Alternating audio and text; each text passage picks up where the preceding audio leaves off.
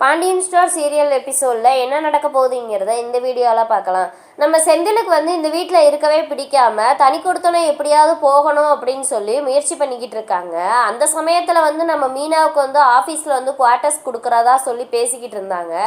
அந்த இதில் ஆஃபீஸ் விட்டு வர்றதுக்கு மீனா லேட் ஆயிடுச்சு. லேட்டாகவுமே செந்தில் கேட்குறாரு, என்ன மீனா இவ்வளோ நேரம் ஆயிடுச்சு அப்படிங்கவுமே, அட ஏங்க நீங்கள் வேற என்னடா ஒரு தொல்லையாக கிடக்குது அப்படின்னு சொல்லிக்கிட்டு இருக்காங்க. என்ன மீனா ஆச்சு அப்படிங்கும்போது மீனாவும் சொல்கிறாங்க, இல்லைங்க இந்த குவார்ட்டர்ஸ் கொடுக்குறேன்னு சொல்லி பேச்ச ஆரம்பித்ததுலேருந்து எல்லா வேலையுமே என் தலையில் தான் கட்டுறாங்க.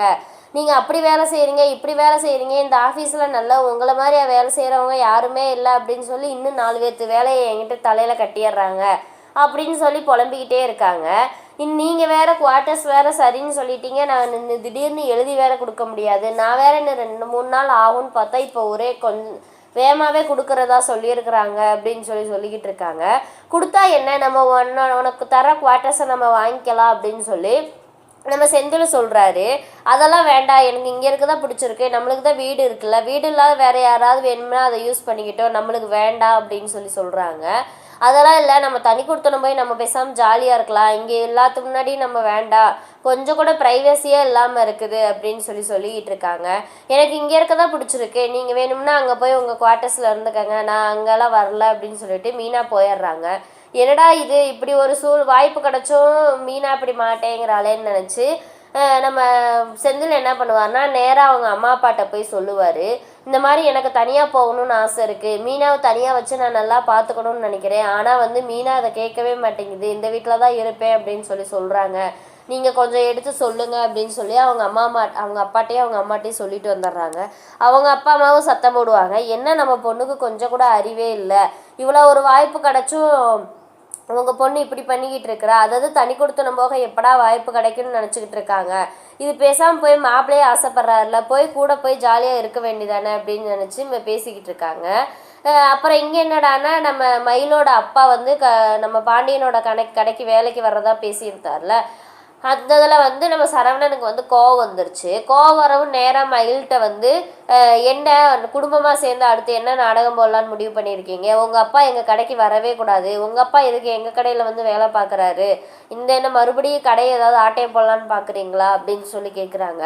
ஐயோ மாமா, இதுக்கு எனக்கு எந்த சம்மந்தமுமே இல்லை அப்படின்னு சொல்லுவேன், தயவு செஞ்சு நீ இந்த நாடகம்லாம் போடாத, உன்னை எனக்கு சுத்தமாகவே பிடிக்கல, உன்னை பார்த்தாவே எனக்கு அவ்வளோ கோபமாக இருக்குது, இன்னும் உன் குடும்பத்தை பார்த்தா எனக்கு அதுக்கு மேலே இருக்குது, பொய்கார குடும்பம், என்னை ஏமாற்றி தானே உன்னை கட்டி வச்சாங்க அப்படிங்குமே, மாமா என்னை பற்றி என்ன வேணுமோ பேசுங்க, ஆனால் எங்கள் குடும்பத்தை பற்றி எதுவுமே பேசாதீங்க அப்படின்னு மயில் சொல்லவும், ஆமாம் நல்ல ஓகேமான குடும்பம் தான் உங்கள் குடும்பம், எங்கள் குடும்பத்தை மொத்தமாக ஏமாத்தினதே நீங்கள் தானே அப்படின்னு பேசிக்கிட்டு இருக்காங்க, சத்தம் போடுறாங்க. சத்தம் போட்டு நான் ஒழுங்காக உங்கள் அப்பாட்ட ஃபோன் போட்டு சொல்லு, உங்கள் அப்பா நாளைக்கு எங்கள் கடைக்கு வேலைக்கு வரவே கூடாது அப்படின்னு சொல்லிட்டு சத்தம் போட்டு போயிடுறாங்க. மயில், நம்ம என்னடா பண்ண முடியும், நம்ம என்ன பண்ணோம், நம்ம எதுவுமே இது பண்ணவே இல்லையே, அவங்க சொன்னாலும் கேட்க மாட்டேங்கிறாங்கன்னு சொல்லி புலம்பிக்கிட்டு இருக்காங்க. அடுத்தது என்னடானா நம்ம பாண்டியனும் சரவணன் பழனி உட்காந்து கணக்கு வழக்கு பார்த்துக்கிட்டு இருக்கும்போது சரவணன்கிட்ட சொல்லி, நீ போய் பேங்க்கில் எல்லாம் செக்கை டெபாசிட் பண்ணிட்டு வந்துடு, நீ போய் டெலிவரி பார்த்துக்கோ அப்படிங்குமே சுகன்யா பார்த்துக்கிட்டே போகிறாங்க. என்ன அவங்க பையனுக்கு ஈஸியான வேலையும் உங்களுக்கு கஷ்டமான வேலையும் இப்படியே வருஷம்லாம் எடுபடியாகவே இருக்கலான்னு முடிவு பண்ணிட்டீங்களா அப்படின்னு சொல்லி சத்தம் போட்டுக்கிட்டு இருக்காங்க. பழனி அப்படிலாம் ஒன்றும் மச்சான் நினைக்க மாட்டாரு, நீயா உனக்கு கற்பனை பண்ணிக்கிட்டு இருக்காது அப்படின்னு சொல்லி பழனி சொல்லிட்டு போயிடுறாரு. அப்புறம் நம்ம ராஜி மீனா அரசி எல்லாம் உட்காந்து சாப்பிட்டுட்டு இருக்காங்க. பாண்டியன் அப்போ அரசிகிட்ட கேட்குறாரு, என்னம்மா அரசி காலேஜ் போகணுமா அப்படிங்கோ, ஆமாப்பா நான் எதுவும் கொண்டு வந்து விடட்டுமா அப்படிங்கோ, இல்லைப்பா வேண்டாம் நான் ஃப்ரெண்ட்ஸு கூடயே போய்க்கிறேன் அப்படின்னு சொல்லிடுறாங்க. அந்த நேரம் பார்த்து நம்ம ராஜிக்கு ஒரு ஃபோன் கால் வருது, முக்கியமான கால் தான், நான் பேசிட்டு சாப்பிட்டுக்கிறேன் அப்படிங்குமே ஒன்று கஸ்டமர் அட்டன் பண்ண கூப்பிட்றாங்க, அந்த மாதிரி ட்ராவல்ஸ் வேணும் அப்படின்னு சொல்லி. அப்புறம் அதே மாதிரி அரசியும் நம்ம ராஜி அதில் நல்லா வேலை பார்க்குறத பார்த்து பாண்டியன் நல்லா பெருமையாக பேசிட்டு போகிறாரு. உடனே கோமதி இருந்துக்கிட்டு ராஜியை பெருமையாக பேசுகிற மாதிரி என்னை குத்தி காட்டிட்டு போகிறாரு அப்படின்னு சொல்லி கோச்சிட்டு போயிடுறாங்க. அப்புறம் என்னடானா நம்ம மயில் வீட்டுக்கு வர்றாங்க. அவங்க அம்மா வீட்டுக்கு வரவுமே அவங்க அம்மா ஒருத்தவங்ககிட்ட பணம் வாங்கியிருக்கிறாங்க. அந்த இதில் கொடுக்கல அப்படின்னு சொல்லி சத்தம் போட்டுக்கிட்டு இருக்கிறாங்க. ஒழுங்கு மரியாதையே பணத்தை கொடுத்துரு, இல்லைன்னா உனக்கு அவ்வளோதான், உண்மையிலே நீ ரோசமானவளாக இருந்தால் இந்நேரம் பணத்தை கொடுத்துருந்துருக்கணும்ல அப்படின்னு சொல்லி பாக்கியாவை பிடிச்சி சத்தம் போட்டுட்டு இருக்காங்க. நான் கண்டிப்பாக கொடுத்துட்றேன் அப்படின்னு சொல்லிக்கிட்டு இருக்காங்க.